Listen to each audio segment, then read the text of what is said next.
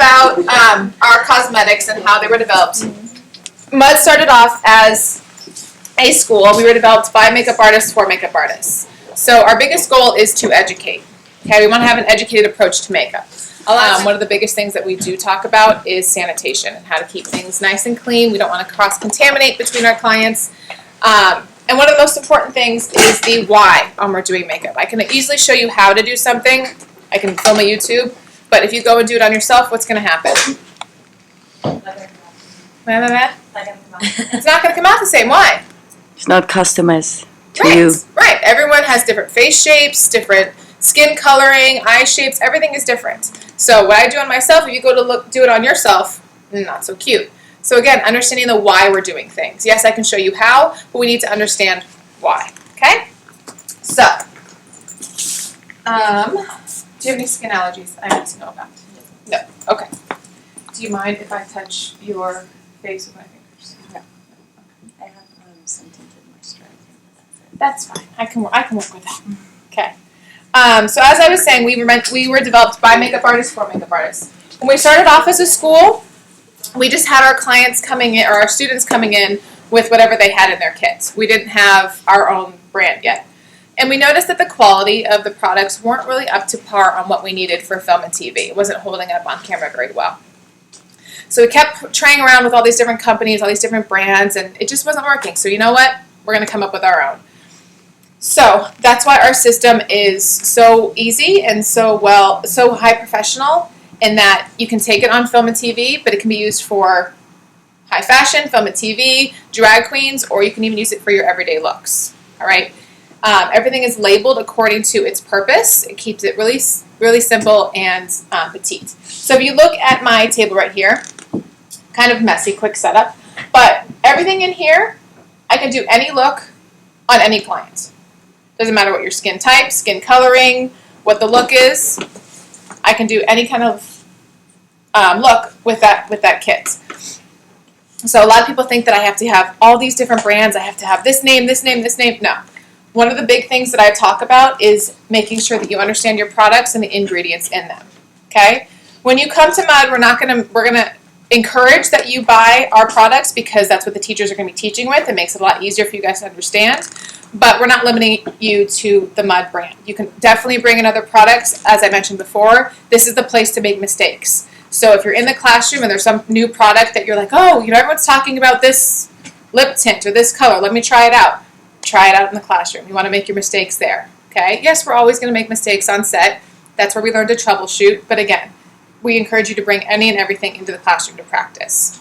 Okay? So, we are going to start out by analyzing the skin. So I already asked my client if she minds if I touch her face. She said no. You always want to ask. Remember, there's a person in here. This is not a mannequin. Everybody has different quirks. I've had people tell me, no, you don't touch your fingers to my face. Okay, fine. Diva, whatever. So I'm just looking to see if she has any areas that are dry or too oily. She feels good. She feels nice. But I would troubleshoot that beforehand, before I put any makeup on. Obviously, if she's too dry, I want to put some moisturizer. If she's too oily, maybe use a toner or something to take that down. Okay? Next, I'm going to look at the skin. I'm going to look for some areas of imperfections. Okay? See what colors are coming through underneath the skin. What are some things that we see on her face that we might want to fix? Bags. Okay. So bags are actually more of a texture. It's the shape of your face. There's not much we can do with it in terms of makeup. Okay, that's something that you would have to do with the surgeon. But what can we do in terms of the coloring? So she's talking about her eyes. She has a color underneath her eyes. What color are we seeing underneath that eye? Blue. I've heard every color of the rainbow. Blue. Okay, so if you look really closely under the eyes, there's that deep, dark blue. How do I fix that? Orange. Orange. Okay, so you're going to use the opposite color on the color wheel to fix any of these colors. So again, we made it really, really simple. I'm going to pull out my corrector palette. Okay, if we want to correct blue, these are our blue correctors. Ah, simple, easy. Okay, we've also numbered them, number 1 through 4. So 1 is the lighter shade, 4 is the darker shade. Simple. What are some other colors we're going to see in the face? I heard someone else mention it. Red. Okay, so what I use to fix that? Green. Red corrector. Ah, simple. 1, 2, and 3 again. Lightest shade, darkest shade. What do you guys think this bright orange one is for? It could be really, really, really dark circles if you've got almost a brown to it. Yes, a lot of darker skinned women, maybe they have like a halo around their mouth. You can do this for sunspots. You can use this for freckles. I've covered up my little beauty mark here. This is also great for tattoos, if you have tattoo coverage. Most tattoos, especially the outline, is that dark, dark blue. Okay, so you would want to use this. These are highly, highly, highly pigmented, so a little is going to go a long way. Okay, especially this orange, when you start to play around with it, tiny, tiny bit, you want to build up from there. Okay, so let's start with under the eyes.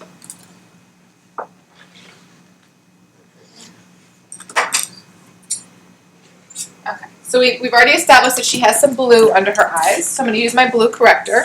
Out of the top 4, which ones do you guys think is closest to her skin coloring? 1, 2, 3, or 4? Or do you think I might have to mix? I think you have to mix 1 and 2.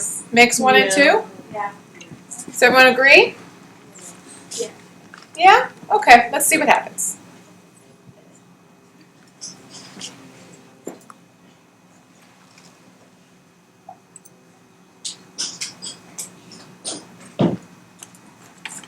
Okay, so as I mentioned, these are highly pigmented. These are about 50% pigment.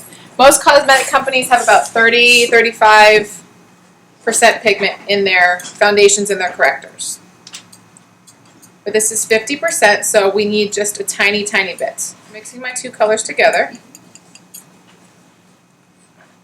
Okay, not much product at all, right?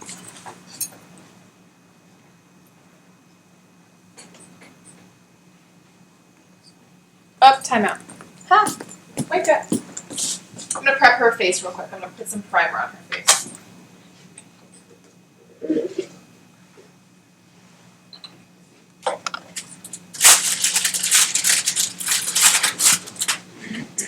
So Mud's primer, as well as all of our foundations, are silicone based. Why do you guys think we would choose silicone over any other type of medium? Yes, it's very lightweight. Lasts longer. It lasts longer. Why does it last longer? That's kind of the Because the oil base instead of water. You have to have oil to take it off, right? So you have mainly 3 different bases to your any type of foundation: you have water, oil, or silicone. Okay, some can be wax, your pressed powders or binder, but we're going to focus on those 3. Okay, so we chose silicone, so we'll put that aside for a minute. Why do you think water and oil base was not the choice for us? We're makeup artists. Okay, we're on set. We're on set for about 36 hours. We need something that's going to last a lot longer. But remember, I said this is the why, not just the how. Why do you think we chose silicone over anything else? It doesn't penetrate into the skin. So if you naturally have oil and you naturally have water in your skin. So if you put this on your face, if you have dry areas, your face is naturally going to absorb all of that oil and water. Okay? What is foundation made of? It's made of your base, your oil, your water, your silicone, and it's made of pigment, your coloring. So if your base, your oil or water gets absorbed into your skin, what happens to that pigment? Gone.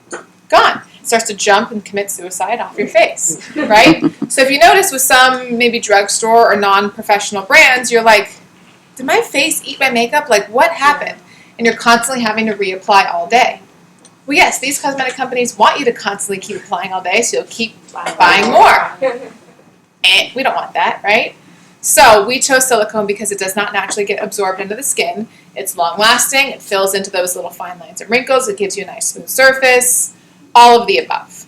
Okay? So again, when someone tells you, this product is amazing, great, I'm going to buy it. No, wait. Why is it amazing? Let me understand why. All right, so I gave her a nice light layer of the primer.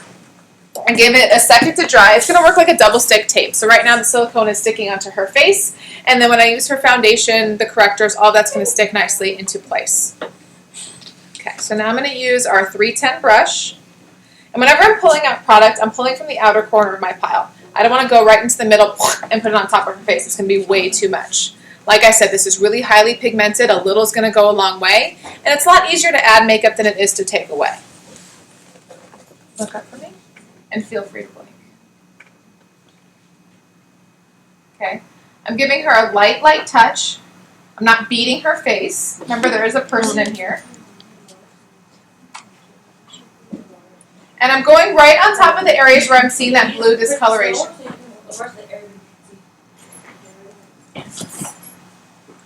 I'm going right on top of the area where I'm seeing that blue discoloration. I'm not doing a full kind of half moon underneath her eyes.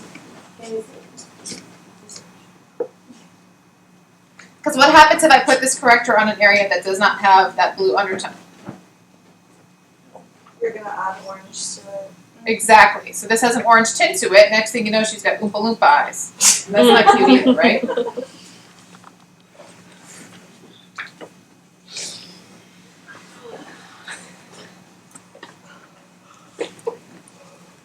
Okay, so let's see.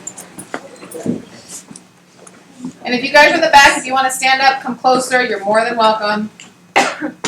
Look at how much product I did not use. Okay, barely touched. Look at the difference on both sides. Okay, turn your head back to the so you can see. Ooh, see how that blue tone has been taken away? Yes, no? Yes, we see it, okay. Can you turn her that way just so Okay, turn her this way.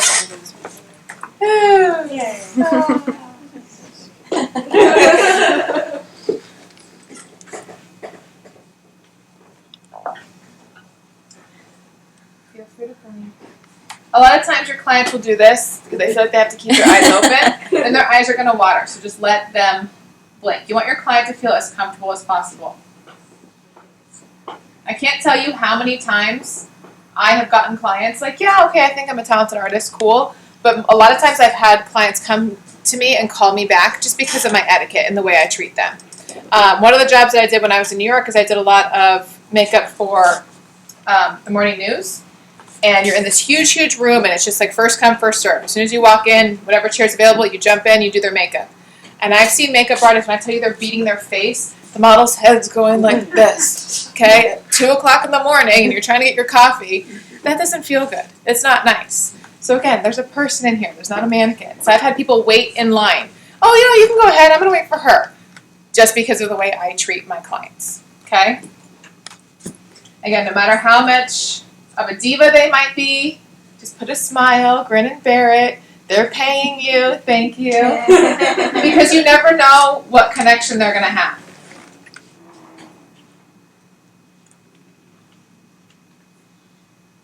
I kind of listed off some of the people that I've worked with, and that connection came randomly out of nowhere. I had worked on this small indie music video, and one of the producers on there took me on, did a couple production jobs. I ended up working with Katie Holmes, and then she referred me to Nora. Nora referred me to John Legend. John Legend referred me to this, and it just kind of spiraled off from there. So you never know who's watching. You never know, who's going to keep your name in their mouth. Even with brides. For me, the biggest and scariest thing was bridezillas. I was like, oh no, I never want to do a wedding. I never do a wedding. Girl, that's where you get your money, okay? It's not only the brides, it's all their bridesmaids. They're the ones who are like, okay, I'm still single. I need to get married. They're planning in their head already. I'm telling you, if you treat not only the bride well, but if you treat those bridesmaids, those are your future clients. Like, you've already gotten paid by that bride. So yeah, I'm going to make you beautiful and gorgeous. But now let me work on you, okay? And they're the most difficult ones, usually. Okay, so again, just a little bit of product. Look at how much more awake she looks, a little bit more vibrant. Those dark circles are nice and gone. And again, there's a lot of product still on my palette. Okay? So now we're going to go in with some foundation. Yes, I could probably do some correcting on redness in her skin, but her redness is not severe at all. As I mentioned, Mud has 50% pigment in their correctors, about 40 to 45% pigment in our foundations. So that with that much pigmentation, I don't want to really bog her up with too much product. With that pigmentation, I can take down a lot of that redness, just give it a nice even skin tone. If something is coming through after the foundation, then yeah, I might want to go through and spot correct. That's just my method. It's totally up to each artist on how they want to play with products. Now, do you guys know the two things that we look for whenever we are finding the perfect base match for somebody? Yes, so undertone, if they're olive or they're red. So olive being if they're green or yellow, and they're ruddy tones if they are peach or pinky, things like that. Okay? What else are we looking for? So we have the undertone. There's one other thing we're looking for. shade. So how light or how dark someone is. All right? So I'm going to have her turn her head to the side. We always want to base match under the jawline, on the neck, in front of the ear. Why do you think I'm choosing this area? For blending, exactly. You don't want that area of demarcation. There's so many different colors that are going on in the face. If I base match to an area where she has a little bit more redness coming through, maybe rosacea, like we said, someone might have dark spots, anything like that, if we match to that, it's not going to blend well. And then we have to blend all that makeup all the way down. So again, we want to choose somewhere in the neck or maybe even in the décolleté area to make sure we're blending perfectly. Okay? So, like I said, I've been able to base match every client I've worked with these 16 colors. I've traveled all over the world. I've been to South Africa, Dubai, London, everywhere in the States. You name it, I've been able to base match somebody off of these 16 colors. So again, you don't need your products to be so big. You just need a wide range in color, something that's high quality, professional products, and then you just have to mix. So by mixing colors together, I can base match every single person in this room. All right, so turn your head to the side. What are we seeing underneath the skin in terms of her undertone? Are we seeing more greens, yellows, or are we seeing more of our reddy pink and More pink. more pink, Pink and yellow. more yellow? Maybe a little bit of both? Yeah? Maybe a little bit of a mix? Okay. So I'm going to take a little bit, just a tiny bit, place it right there on her neck, and see how that blends. Okay, it looks pretty good. The shade is nice, but it's a little too yellow. So I'm going to mix a tiny, tiny bit of more of a beige tone.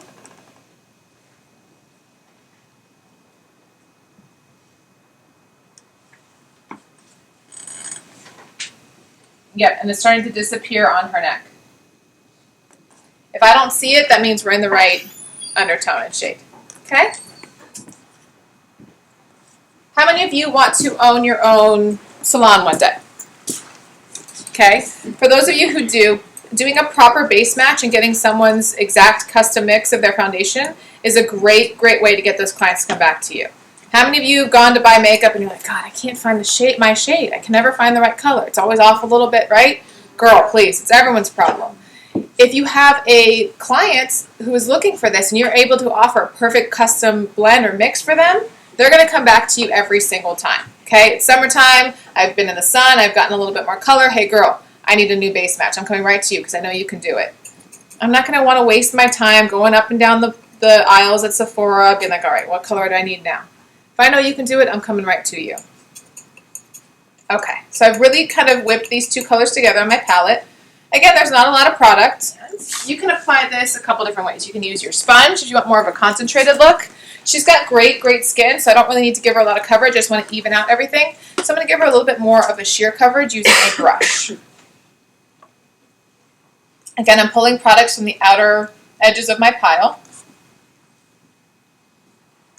And I want to buff the product into her skin. Okay, so I'm doing kind of small circular motions. If I go in and brush this way, what's going to happen? Perfect. Nobody wants that, right? No, girl. Okay, you also want to make sure you're working up into the hairline of your brows. Making sure you're getting all areas of exposed skin. If you're doing something for film and TV or you're doing a wedding, you want to make sure that if, there's redness in the ears, you're correcting that. In the nose, and maybe she's been crying, she's been blowing her nose a lot. You want to make sure that everything is covered. So when those pictures come out, there's nothing uneven coming through on the skin. Also, as you're working, you want to work in a cohesive manner. So some people like to work top to bottom, left to right. Me personally, I kind of go across the forehead and then I work in a counterclockwise motion. This is going to, again, make your client feel at ease. She's going to feel like you're in control. You know what you're doing. If you're jumping all over the face, she's not, her eyes are closed. She's trying to relax. If I'm jumping all over, she's not going to know where my hands are. And she's going to jump back and forth. And also, you're more prone to having areas that you've missed. So you're not going to have as much of an even application.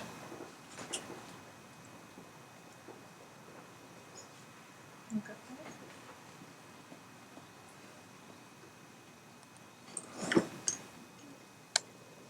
So again, working all the way back into the hairline, blending it down into the neck.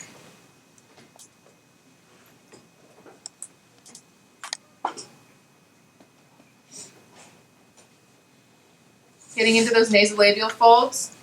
If someone has a piercing, you want to make sure you're working around that piercing. If there's a hoop, you might have to kind of get a smaller brush and get in there. Again, you don't want a little area of redness on the nose. Does anybody have any questions while I'm finishing up her foundation? No? Okay. La, la, la.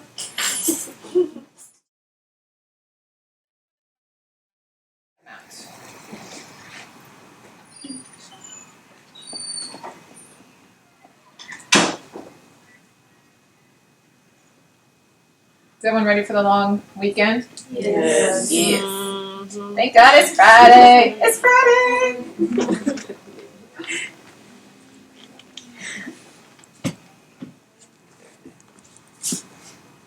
Okay. So what do you guys think? She looking nice and even? I'm shiny. And shiny. Yep. Okay. So now is where you guys can kind of have a little bit more free range on how you do your products. I personally like to do all of my liquids and creams first and then go in with my powders. Again, once you learn how to build products, then you can learn how to layer them properly. But in the beginning, you want to do all of your liquids and creams first and then your powders. Okay? So for my motto today, I'm going to go ahead and set this foundation. This one. I like this one. Yeah. Do you guys have any questions about the industry, how to get into the industry, what it's like? I promise. Okay. With my big fluffy brush, and I was rolling it into her skin. If I go in right away and start buffing, what's going to happen? I'm going to move all that product around. So I want to really roll it in, get everything set, and then if there's an area that needs a little bit more smoothing out, then I can go in and buff. Okay? So now we're going to do a little bit of light contouring. We're just going to add a little bit more shape to her face. So right now, with all the foundation, we've kind of evened everything out. Her face looks a little flat. So we want to